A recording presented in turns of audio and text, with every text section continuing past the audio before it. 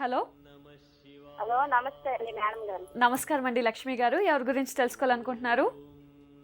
మా హస్బెండ్ గురించి అండి. తప్పకుండా అండి. మీ హస్బెండ్ పేరు, నక్షత్రం చెప్పండి. పేరు కృష్ణారావు అండి. మూలా నక్షత్రం అండి. సరేనండి, మాట్లాడండి గురూజీతో. నమస్తే తల్లి.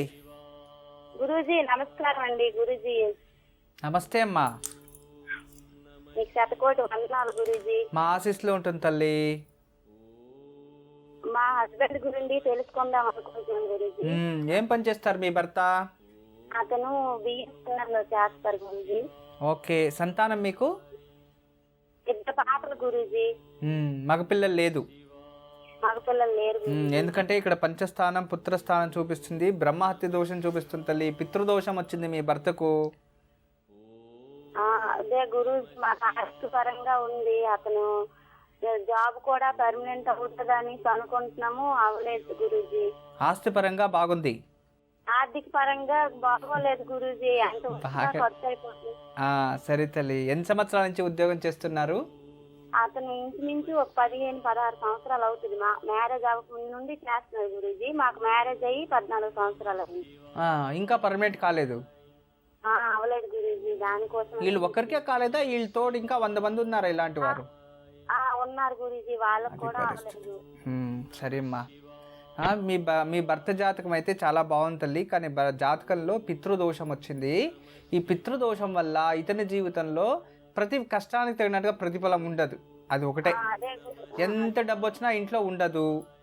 ఏదైనా దాచుకోవాలని ఒక 100 రూపాయలు దాచుకుంటే 200 రూపాయలు మళ్ళీ ఎక్స్ట్రా కావాల్సి వస్తుంది. దాని చోడు ఏదో ఒక సృష్టి అవుతుంది అంతే ఇంట్లో. ఉండి భగవంతుడు మంచి ఇచ్చేస్తాడు తల్లి. మీరేం భయపడకమ్మా. మీకు తప్పకుండా మీ భర్తకి శుభం జరుగుతుంది. జన్మజాతంలో పితృదోషం ఉంది కాబట్టి అలా జరుగుతుంది.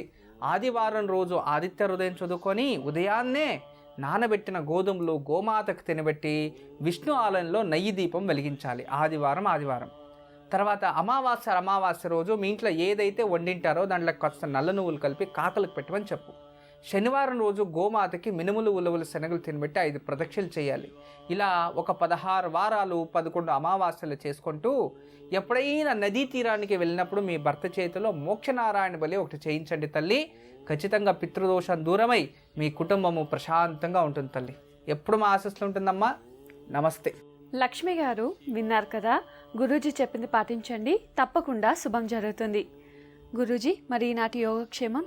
ఈరోజు మహానక్షత్రం గురువారం చాలా అద్భుతంగా కలిసి వచ్చేసింది సాయంత్రం.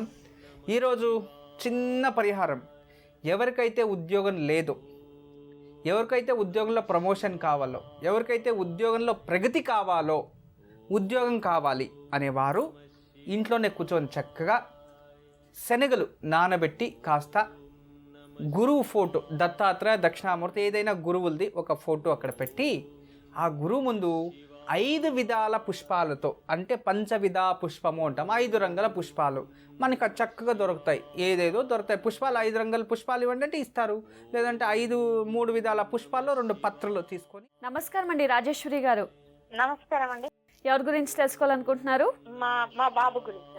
తప్పకుండా అండి. అబ్బాయి పేరు, నక్షత్రం చెప్పండి. శివతేజ. నక్షత్రము, ఆయన పుట్టిన టైము 4/4/94. ఉదయం 4 గంటల తర్వాత ప్రాతకాలం. సరేనండి, మాట్లాడండి గురూజీతో. నమస్తే అమ్మా. నమస్తే అండి. మీ పాదాభివందనాలకు నమస్కారం. మా ఆశీస్సులో ఉంటుంది తల్లి. 3వ తారీఖు రాత్రి 4వ తారీఖు ఉదయం అమ్మా? అవునండి, 4వ తారీఖు ఉదయం. ఉత్తరాషాఢ నక్షత్రం కదా? ఉత్తరాషాఢ నక్షత్రము. ఉత్తరాషాఢ నక్షత్రం మకర రాశి తల్లి. అవునండి. పంచమ స్థానం. రమణ శాస్త్రం పంచమ స్థానం చూపిస్తుంది, విద్యాస్థానం అని చెప్తుంది. చెప్పండి తల్లి, ఏం తెలుసుకోవాలి? ఏం లేదు స్వామిజీ, ఆయన కొంచెం చదువు ఇప్పటి వరకు చదువు బాగానే చదువుకున్నాడు. ఇప్పుడున్న పరిస్థితులలో చదువు విషయం మీద ధ్యాన సరిగ్గా లేదు. విచిత్రంగా ఫేస్బుక్లు అవి ఫోన్ పట్టుకొని చదువు మొత్తం వెనకబడేసిండు. అవన్నీ వచ్చి జనాలు చెడిపేస్తున్నాయి తల్లి. అదే దేవుడని కనబట్టాడు నిజంగా. దానివల్ల ఎంత మంచిదైందో అందువల్ల ప్రపంచం చెడిపోతుంది. ఆడవాళ్ళు కూడా చెడిపోతున్నారు ఈ కాలంలో. అలా అయిపోయింది. చేసే పని లేదు. ఉదయం నుంచి సాయంత్రం వరకు. ఉదయం లేస్తేనే దేవుడి ఫోటో చూస్తారు లేదు కానీ మొబైల్ ఫస్ట్ తీయంగానే దాన్నే చూస్తారు, ఎవరు మెసేజ్ అవును పెట్టారా స్వామి. మిడ్ నైట్లో, ఫ్రెండ్స్ ఎవరన్నా ఫోన్ చేశారా అని. ఉదయం లేసి చదవండి రా అంటే కూర్చొని చాటింగ్ చేసుకుంటూ ఉంటారు వీళ్ళు. అదే ఉంది, అదే ప్రాబ్లం అవుతుంది. వాళ్ళ దగ్గర ఏం మాట్లాడుతున్నారో ఏం చేస్తున్నారో ఏం అర్థమవుతుంది. ఐఫై ఫోన్లు తీస్తే ఇలాగే ఉంటుంది తల్లి వీళ్ళ చేతుల్లో. ఏం చదువుతున్నారమ్మా? ఆయన యోగంలో అసలు గవర్నమెంట్ ఉద్యోగం ఉందా స్వామి? గవర్నమెంట్ ఉద్యోగం లేదు తల్లి. లేదు. ఏం చదువుతున్నాడు ఇప్పుడు? ఆయన టీచర్ ట్రైనింగ్ చేసిండు, మొన్న అయిపోయింది. దానికోసమనే వెయిటింగ్. ఓకే కాదు తల్లి, ఇప్పుడు చదివిండేది టీచర్ ట్రైనింగ్, బీకామ్ పైన టీచర్ ట్రైనింగ్ చేశాడా లేదా ఏదైనా? ఇంటర్ పైన టీచర్ ట్రైనింగ్. ఓహో సరే తల్లి. ఎందుకంటే జన్మజాతకం చూస్తున్నాను, గురువు అయితే చాలా మంచి స్థానంలో ఉన్నాడు, భాగ్యస్థానంలో ఉన్నాడు. వీళ్ళ కుటుంబంలో ఇంతకు ముందు ఎవరైనా ప్రభుత్వ ఉద్యోగంలో ఉండేవారా? ఉండేవారు స్వామి, వాళ్ళ తాతగారు. వీళ్ళ నాన్నగారు ఏం పని చేస్తారమ్మా? నాన్నగారు మామూలు కంపెనీలో పనిచేస్తారు. ఓకే, టెట్ ఎగ్జామ్ ప్రిపేర్ అయ్యాడా? ప్రిపేర్ అయ్యిండు, పోయిండు, ఎగ్జామ్ రాసి వచ్చిండు, కానీ అంతంత మాత్రమే ఉన్నాయి. కీ చూసుకుంటే అన్ని వచ్చేటట్లుగా అనిపిస్తలేదు. అంతే, ఫెయిల్ అయ్యిండాడనమాట, టెట్ కాలేదు. కాలేదు. అయితే ఇంకోసారి బాగా ప్రిపేర్ అయ్యి చేపించండి. ఇది టీచర్ ట్రైనింగే కాకుండా వేరే ఏదైనా పోలీసు కావచ్చు, లేదా ఏదైనా రెవెన్యూ డిపార్ట్మెంటో, లేదా ఏదైనా టైపింగ్, అన్నిట్లోనూ ప్రయత్నించమని చెప్పండి. ఎందుకంటే గురువు భాగ్యస్థానంలో ఉండే వారికి ఎక్కువ ప్రభుత్వ ఉద్యోగాలు వస్తాయి అని ఉంది. ఇలాంటిదైనా ఆశించకుండా ఏదైనా ఒకటి దొరికితే చాలు అనుకొని ఏదైనా ఒకటి సరేనా దొరకాలని ప్రయత్నిస్తే ఏదో ఒక డిపార్ట్మెంట్లో దొరికేస్తుంది. ఇప్పుడు పంచమ స్థానం, ఇతను కొన్ని పరిహారాలు చెప్తే ఏదైనా చేస్తాడమ్మా? అసలు దేవుడు నమ్మకం ఉందా? చేస్తాడు స్వామి, చేస్తాడా? చేస్తాడు. సరే తల్లి, ప్రతి గురువారము మేడి చెట్టుకు ఒక చెంబు నీళ్లు పోసి అడుగు నెయ్యి దీపం వెలిగించి 5 ప్రదక్షిణ చేయండి. మేడి చెట్టు.